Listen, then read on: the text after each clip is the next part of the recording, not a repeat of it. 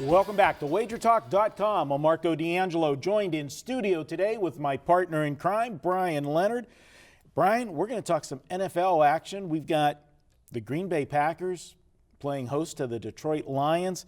And the Packers, what happened? Undefeated, then they run into two undefeated teams and two losses in a row. Is it just two better teams, or are there some concerns in Green Bay? Well, I have concerns about Green Bay on the road. They've always been a much better team playing at home. But they've had some injuries on that team, and they went up against a couple of very good football teams with excellent defenses. Fortunately for Green Bay, they won't have that situation this week against the Detroit Lions. Yeah, they're playing. I mean, there's really hard to say anything good about the Lions when I was preparing for this game, because I want to, play devil's advocate and look at both sides, with you here. And really about the only good thing that I can say about the Lions is they're coming off a bye week. Coming off a bye, that's worth a point and a half. And we've seen this year that a lot of these teams have used that bye week and come out, played well. But, the Lions, it's almost to a point with this team that if they don't show any life here, you really got to mail it in on them the rest of the season, because it's a division game. They're playing, the Packers, the Right. team that everybody shoots for every season. They've dominated that division. And if they come out flat or another poor effort, Caldwell can, put his house up for sale and start looking for a new job. They've already fired just about everybody else in the company. I'd like to play bad teams coming off of a bye if they're off of a loss.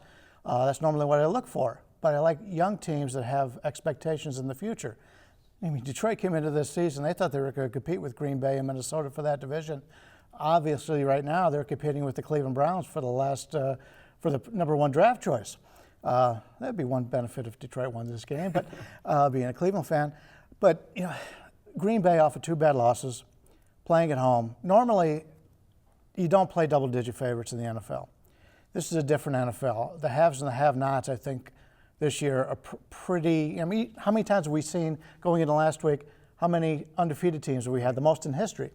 You got a Green Bay team here that's 9-2-1 against the spread playing at Lambeau Field. They've won 24 straight up at home, 37-18 against divisional rivals. This is the spot for Green Bay. And you have Detroit, a team that can't run the football. This is the first game on grass. 0-9 playing on grass. They have not played well. It's just, I hate to be Captain Obvious here, but right now the line's under 13. The public's going to be all over Green Bay in this game. If you can lay less than 13 right now, this is the time to do it.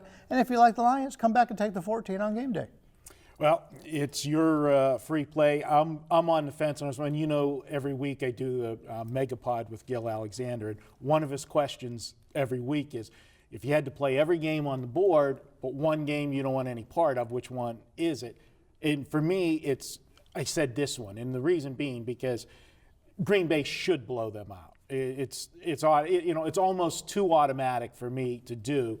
80% of the tickets written so far are on Green Bay, and anytime when you see 80% or more on a game, it really makes you nervous that because I like to be on the book side whenever they're that heavy. And that's the only problem with this one. But on the same token, I don't want to go out and bet Detroit. So. Well, the thing is, I'm with you on the 80%.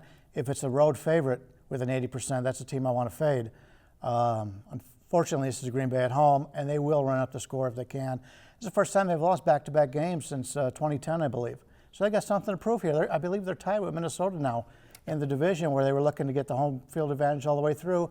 Now they just have to 2 weeks ago they were looking at home field advantage. Now they just have to win the division. All right, Bryan says to go ahead and take Green Bay, lay the points on Sunday. Check out Bryan on Saturday. He's going to have a 5% college football selection. And Bryan's coming off on Wednesday night. He hit his ESPN2 Game of the Month, an easy winner with Bowling Green. And there were a lot of wise guys on the other side of that game with Western Michigan. So kudos to Bryan with Bowling Green getting that one done easily on Wednesday night. And he'll have another easy winner for you on Saturday. Don't forget, you can save $10 on the weekend if you use coupon code ZACH in the number 10. That's ZACH in the number 10. You'll get $10 off any purchase this weekend.